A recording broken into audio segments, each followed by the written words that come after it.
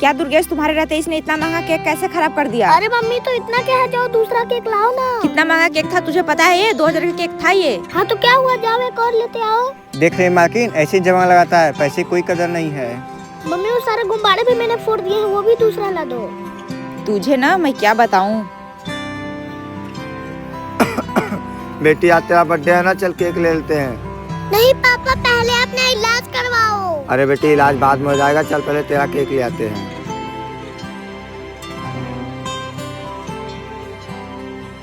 पापा पैसा क्यों बर्बाद करेंगे, मैं इसी से बर्थडे बना लूंगी। अच्छा ठीक है बेटा, इधर गुब्बारा भी है। अरे एक इसकी बेटी है, कितनी समझदार है, और एक मेरा बेटा है।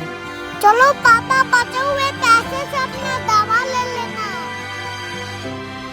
अरे मम्मी देख कर, जाओ मेरे लिए नए गुब्बारे और केक लाओ।